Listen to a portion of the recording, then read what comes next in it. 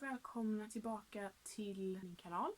Det här är den första bokhaulen som jag gör sedan mars i år. Det var ett tag sedan. Efter mars så gjorde jag en liten paus i mitt bokköpande. Men under sommaren så har jag köpt lite fler böcker och de tänkte jag visa för er idag. Det här är den första av 2 delar av min sommarbokhaul. Alltså det här är bokhaulen med böckerna som jag själv har köpt under sommaren. Och det kommer en bokhaul till senare med böcker som jag har fått under sommaren. För jag har fyllt år och lite sånt. Med det sagt, låt oss börja kika på böckerna. Kirke av Madeline Miller var den första boken som jag skaffade mig i sommar. Den här boken fick jag faktiskt av Bokus för att jag skulle förhandsläsa den och recensera den på deras hemsida. Vilket jag är jätteglad för att jag fick göra. Jättekul. Jag blev väldigt glad. I den här boken så följer vi Kirke som kommer ur den grekiska mytologin till att börja med. Och hon är då dotter till guden Helios och en vacker nymf. I början av sitt liv så befinner sig Kirke i princip i botten av den sociala stegen bland gudarna. Hon är inte särskilt vacker för att vara en nymf, hon har inga speciella krafter och hon är inte heller speciellt smart. Hela förändras dock när hon upptäcker att hon visst har krafter, häxkrafter. Och Zeus upptäcker det här och han fruktar Kirke och hennes krafter. Så han bannlyser henne till en öde ö där hon ska leva resten av sitt eviga liv. Och väl på den här ön så börjar Kirke utforska sina krafter mer och blir en ganska mäktig häxa. Jag har såklart redan läst den här boken och recenserat den. Ni kan hitta min recension antingen på min blogg, Cropper Books, eller i min juli wrap-up här på YouTube. Kolla på omslaget. Ja. Nästa bok som jag köpte var Wuthering Heights av Emily Bronte. Den här boken köpte jag på Erikshjälpen. Det här är såklart en klassiker. I början av boken så följer vi en man. Han tvingas söka husrum på Wuthering Heights, vilket är hans hyresvärdshus. Och väl där så börjar han täcka en kärlek som tog plats på Wuthering Heights för några år sedan mellan hittebarnet Heathcliff och Catherine Earnshaw. Och hur hon då bedrar honom och det här leder till Heathcliffs hämnd på kommande generationer. Jag är väldigt glad över att jag hittade just det här omslaget. Penguin har ju en serie av omslag till klassiker. Bland annat det här då.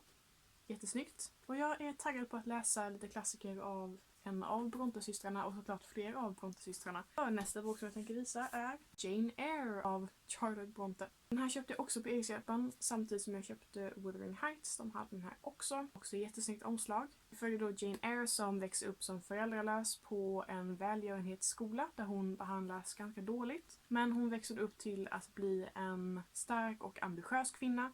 Vilket leder till att hon blir guvernant på Thornfield där hon inleder en romans med herren i huset. Men det finns då en hemlighet som är både mörk och farlig som står i vägen för deras kärlek. Samma sak som med Wuthering Heights. Jag är taggad på att läsa den här klassikern. Kommer förmodligen hända typ nästa år. Jag har hört väldigt mycket gott om just den här boken. Så jag ser fram emot att dyka in i den så småningom. Samma dag som jag köpte de 2 senaste böckerna där så köpte jag också The Invention of Hugo Cabret av Brian Selznick också på Erikshjälpen. Den här boken har jag redan läst i sommar. Så min recension kan du hitta på Cropper Books eller i min juni wrap-up. Vi följer Hugo vars pappa dör i början av boken. Han får flytta in med sin farbror som jobbar som typ klockvaktmästare på Paris centralstation. Så där får Hugo flytta in. Vad han har med sig från sin pappa är en maskin som hans pappa jobbade på men aldrig blev klar med. Och Hugo är då övertygad om att om han kan bygga klart den här automaten så kommer den ha ett meddelande till honom från hans far. Problem uppstår när farbrorn som Hugo har flyttat in med plötsligt försvinner och Hugo måste ta över skötseln av klockorna på centralstationen för att man inte ska upptäcka att Hugo är utan vårdnadshavare och därmed skicka honom till barnhem.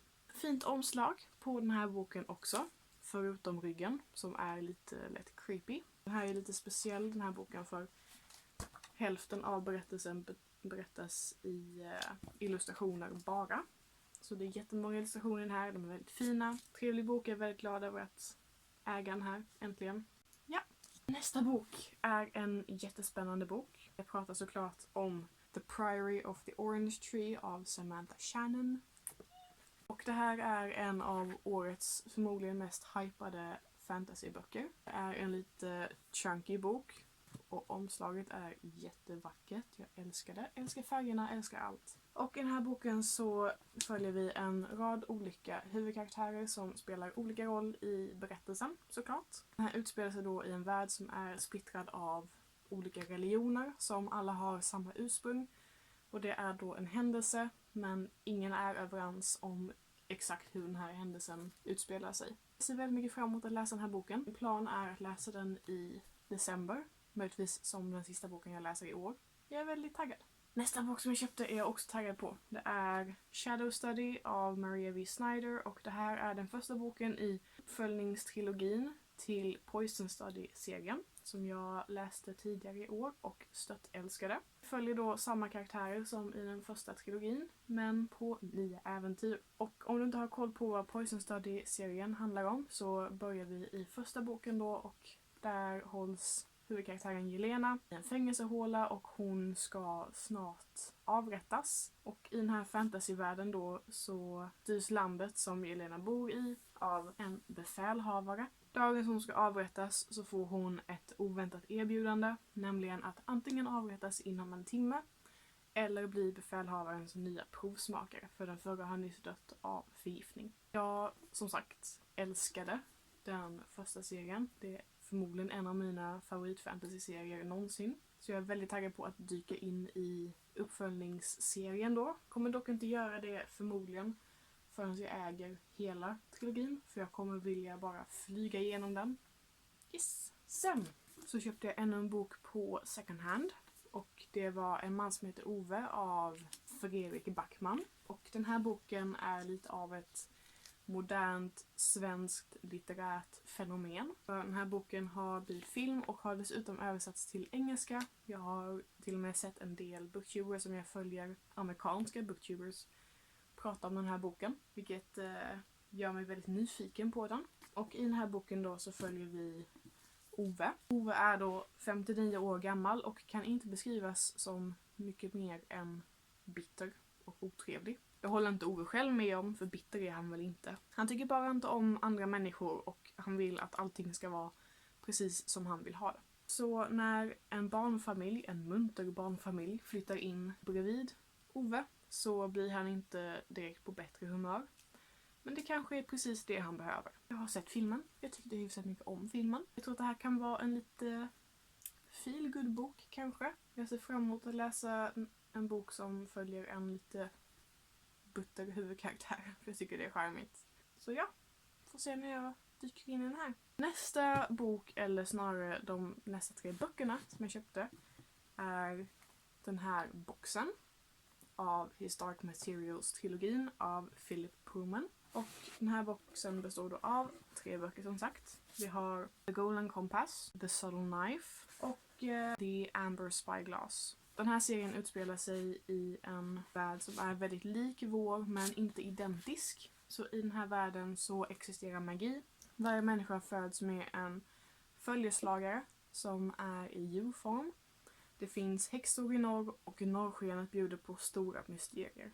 Vi följer huvudkaraktären Lyra, en ung tjej som kastas ut i ett kyligt äventyr vars mål hon inte är så säker på att hon vet om. Jag vill inte spoila så mycket, jag har redan läst första boken då. Jag lånade den från biblioteket för att läsa den innan HBO-serien kommer ut. Jag älskade verkligen den första boken, jag tyckte den var jättehärlig. Jag beställde direkt den här boxen då. Yes! Vi har 2 böcker kvar. Näst sista är Dr. Faustus av Thomas Mann.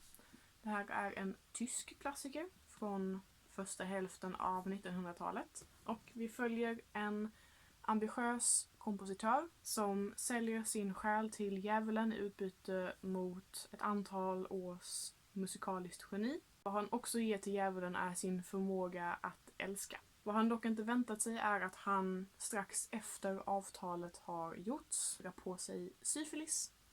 Vilket i sin tur kommer att leda till hans vansinne. Och vansinnet är i sin tur det som kommer skänka honom det musikaliska geniet. Jag är så taggad på den här boken. Jag läste ju The Master and Margarita förra året och tyckte jättemycket om den. Och Det är ju en klassiker då som är kopplad till djävulen. Därför är jag också väldigt taggad på den här boken. Jag tror att den kan vara väldigt bra.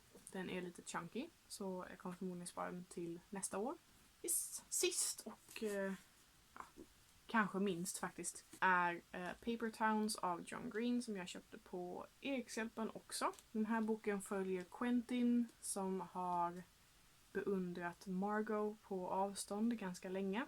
Margot är magnifik, hon är äventyrlig, så när hon kryper in i Quentins liv genom ett fönster så är han redo att göra vad hon än föreslår. Efter en natts äventyr så kommer Quentin tillbaka till skolan och inser att Margot har blivit blott ett mysterium. Men det finns ledtrådar och de verkar som gjorda för Quentin.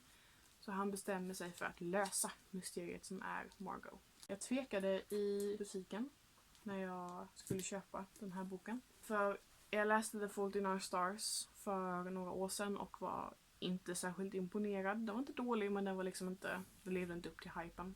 Jag köpte i och för sig Sköldpaddor hela vägen ner på bokrean tidigare i år. Men det är för att jag fått höra av en vän att den ska vara väldigt bra och att den skiljer sig ganska mycket från John Greens andra böcker. Men den här var i fint skick. Den är en hardback. Den är billig. Jag kommer förmodligen läsa den någon gång i mitt liv. Hur snart kan jag inte säga. Men någon gång. Så, det var alla böckerna som jag har köpt själv i sommar eller införskaffat på egen väg. Jag är taggad på de flesta av dem faktiskt. Som sagt, det kommer en bokhaul till så småningom med böcker som jag har fått i present och sådär. Så håll ögonen öppna för det. Jag kan säga att det kommer en September bokhaul också senare i oktober. Så ja, lite fler bookhauls är på väg. Hejdå!